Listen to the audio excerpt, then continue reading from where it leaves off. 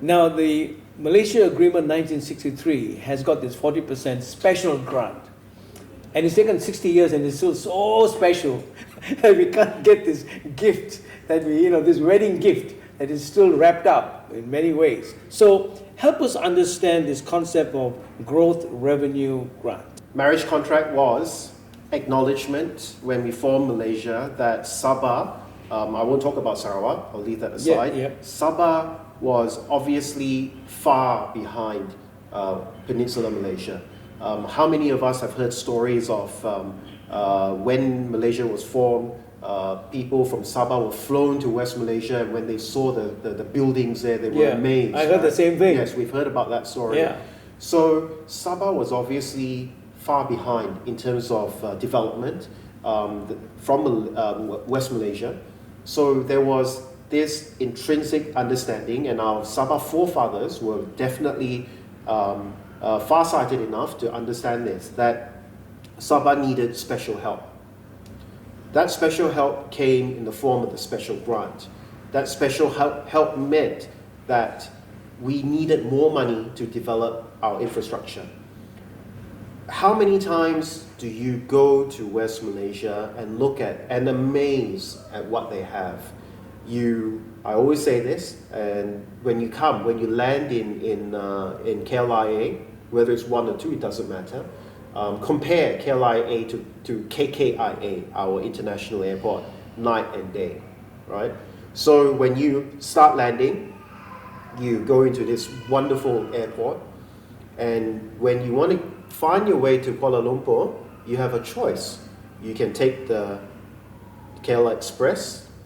You can grab along beautiful highways that you can go to sleep and wake up when you actually get to KL. And once you make yourself into another station, you can find LRT, you can find buses, you can find monorails, you can find all of these public transport, which Sabah doesn't even have. Where was the last bus that you saw, public transport in Sabah? That was many, many years ago, right? Do we have LRT? No. Do we have MRT? No. So can you actually even stay asleep in the car whilst traveling to KK from the airport? The answer is no, you can't, because the roads are lopsided. They're not very nice in terms of smoothness. They're very bumpy for some strange reason, and you cannot actually close your eyes and sleep properly until you get to KK. So there was this obvious understanding that Sabah was far behind Peninsular Malaysia in terms of growth. So what happened was Sabah's forefathers made sure that we got 40% of the revenue that is generated from Sabah and paid to the federal government to develop Sabah. Now, I stress this, and I must stress this even clearer for everyone who's watching and listening, is this. This 40% grant is 40% of the revenue that is generated from Sabah paid to the federal government. It is not the revenue of Malaysia. So Sabah is not getting the benefit of revenue generated from Penang, from Johor, from Selangor. Right. So it's not from the correct. From the it's not the consolidated funds. It's from here. Right. So we are only saying, and this is constitution. It's in there, which means it's your God-given right or Allah-given right, that whatever you generate from Sabah, 40% of it should be paid back to Sabah for development to make sure that we can catch up with West Malaysia. But what happened? That was not honored. That was paid. The last review was done in 1969, and the next review should have been done in 1974, but it wasn't. So in 1969 onwards, you had 5 years of that so-called 40% being paid, reviewed, and in 1974 it wasn't done.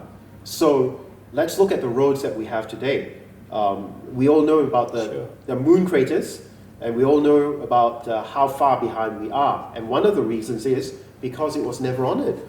What we were meant to get was not given, and in exchange, we got ridiculous figures which are not based on anything, and certainly nowhere near the 40% net revenue that is generated from Sabah. Now let me stop you there.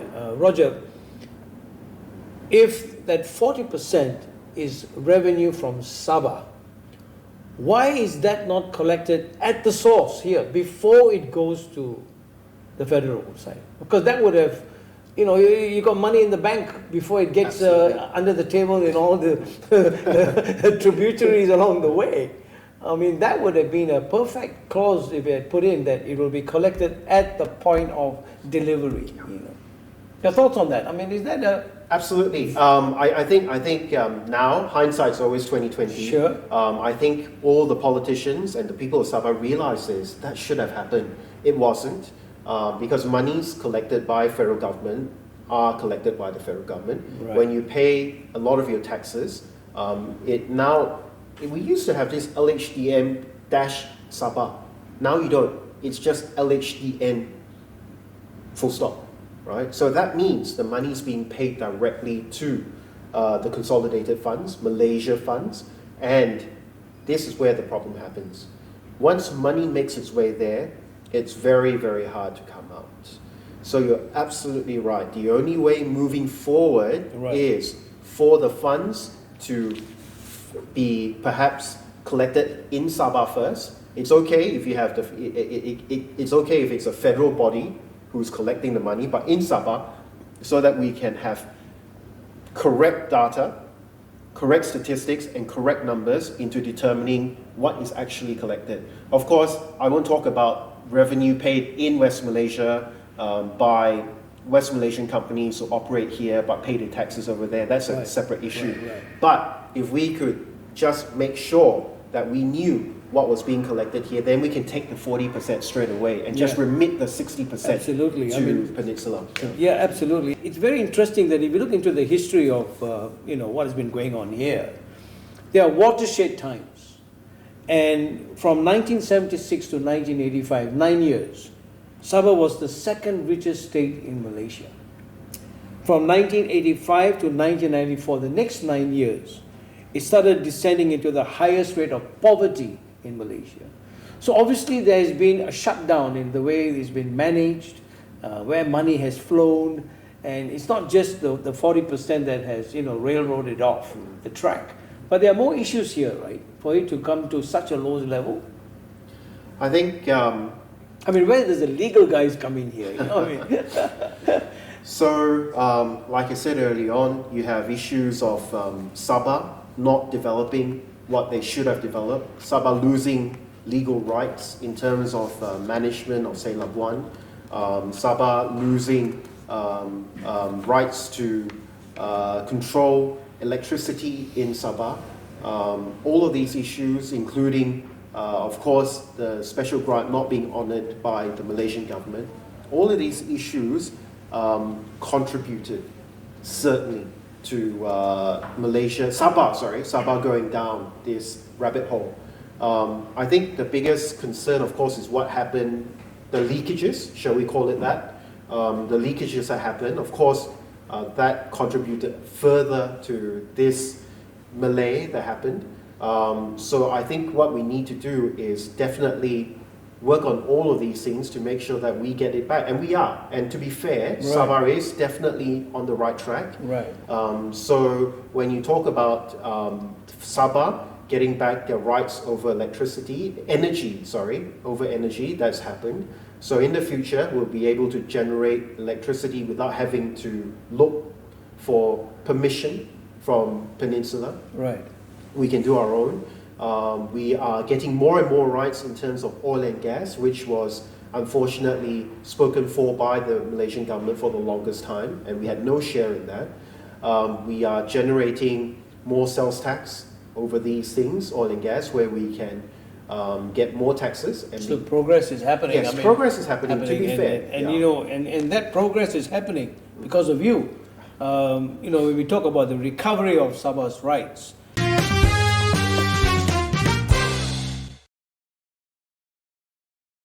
Roger, I want to congratulate you on this step that you took.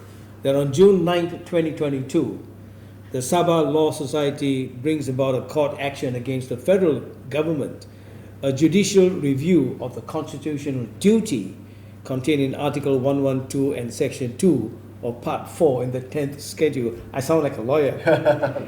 But take us from there, because, you had applied to bring this up. The lost years, now from 1969, I got it here, it was done, 1974, no review, and from 1974 to 2021, if I'm correct, or until 2022, there should have been 9 odd reviews if it was a 5-year thing, and so on the 14th of 2022, both the federal and state agreed to do payment of annual grants, and then finally you took them to court, right?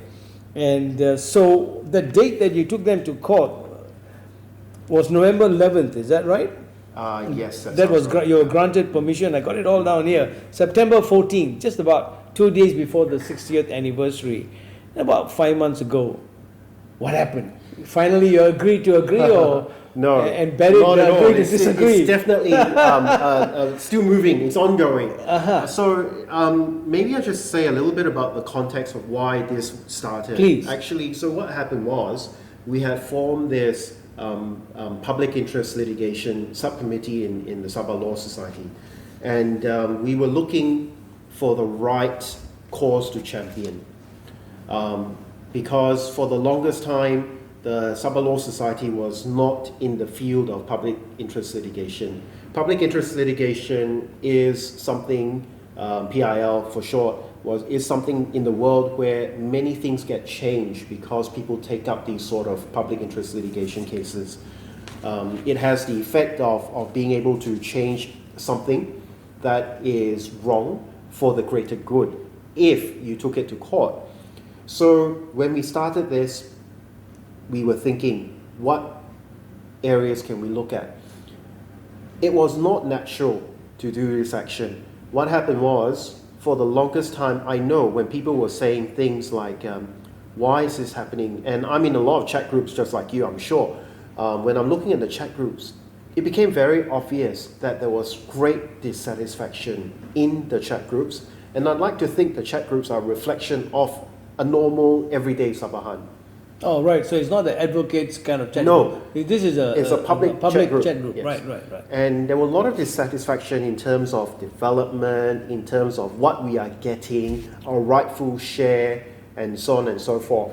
So when that happened, it became quite obvious that one of the things that everyone was upset about was the Sabah special grant, and that it was never honoured and that it was never paid.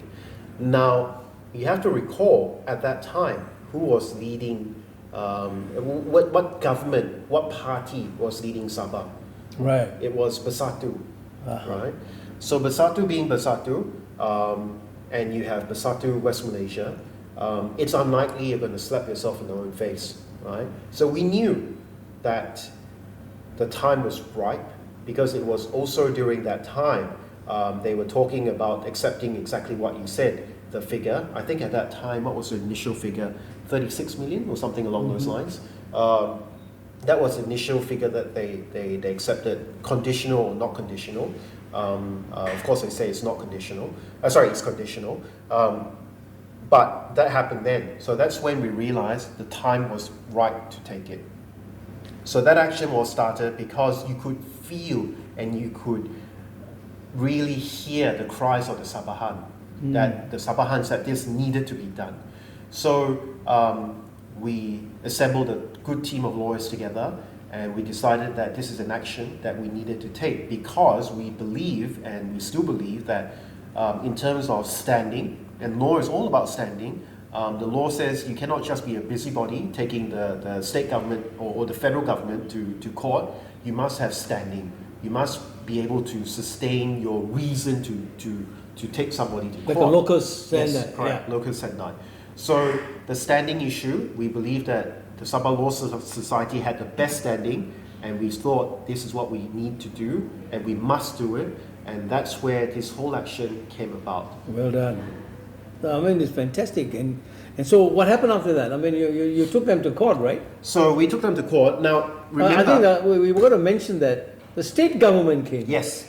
So I think the state government obviously wanted it as well. Well done. But like I said, remember, they were still Bersatu at that time, so they couldn't be suing themselves effectively, because it would be the state government. The right parties to do this obviously are the Sabah state government versus the federal government. These are the natural bodies to do this action, right? But again, like I said, because Bersatu was Bersatu, and it was the federal government was also Bersatu, it was not going to happen anytime soon at that time. You would have remembered at that time everyone was talking about let's honor MA 63, because there was a lot of movement going on that part already. Let's honor the special grant. So we started that action, and when we started that action, thankfully, and kudos to the state government, they came in as a party, which was wonderful, because what it meant was that now you could hear the state government saying something, and you could also bind any decision that comes out on all the necessary parties. Solidify the whole the foundation. Because of if the you argument. don't, you're always going to have one leg that was not in the game. And we didn't say that. We didn't ask for that. You know, that kind of thing. Correct. So when they came in, the whole thing became exactly what it should have been right from the start. So I'd like to think what happened was the SLS action was basically the catalyst forming this action which needed to happen. And I think the state government is very grateful that it happened, because now we're in it and it's ongoing. And you would know that this is the only suit left standing, whereas there was a similar suit taken up by other people that's now gone already. So there's only one action going on. So it's very much needed, because you need to put pressure on negotiations that are ongoing. So, like I was saying earlier on, what you had is, at this point in time, you had the federal government who was saying that MA 63, they will honor it, they will give the special grant. But on the backdrop of this, you have the federal government resisting this action. That, to me, smacks of non-sincerity. Okay? Sincerity would mean that you allow the action to go on rather than trying to knock it out. So what did the federal government do? The federal government took always the first stand that they take, that you have no locus, that you have no standing, in order to kick out the action. Irrespective if it was given by the KK High Court. Well, so right? they fought us in the KK High Court on that ground. Right. We succeeded. Yeah. The KK High Court said, no, you do have standing, right? Okay. And what did they do? They then appealed it to the Court of Appeal, which was meant to be heard on September the 14th, but it got adjourned to May the 16th this year. So what is amazing is, on one hand, you have the federal government who's saying to you that we will honor, we will pay you the 40% grant, but on the other hand, they're resisting you and trying to knock you out, and still continue to try to knock you out on the basis of standing, which, if there was sincerity in trying to resolve the issue and you cannot agree, it's quite obvious that it's not easy to agree. It's not easy to resolve, because the figures are astronomically big. You're talking about 48 years of recovery, isn't it? They are in the billions of dollars. Billions, And it's not $1 billion. It probably is more like 10, if not hundreds of billions of ringgits. So it's obviously a huge figure. But notwithstanding that, they can't agree. Why don't let the court decide what it is? Because we cannot agree on how to calculate the figure. Why not let the court decide, since the court is the final arbiter on what the Constitution actually means? If you were sincere in trying to resolve the issue, I would have thought the federal government would have allowed it to go on, and then you trash out the issues there and then before the court, and let the courts decide. Absolutely. Well, this is why the credibility of trust, the sincerity of people who sit there on the stairs and come to a decision of what is right. You know, the word right now has got a connotation of, what is right may not be right in the eyes of everyone. But this is something that we want to congratulate you for that. And I'm sure you'll keep the state posted, right? Absolutely. As it goes on. Yes, yeah. And even though you're not in the presidency now, but are you still in the it's forefront? very much in my baby. Right. In that sense, it's still pretty much tasked to me to handle and to make sure that it goes through whatever needs to be done. Well done, well done. Well, as we come to the closing segment, I want to move on with all that is happening and all that we have talked about. Is there a Malaysian dream? And can we dream of a country that is inclusive, where the social contract that you talk about so much, that involves so many races, so many ethnic diversities, can that come together and build a nation that can star this whole region?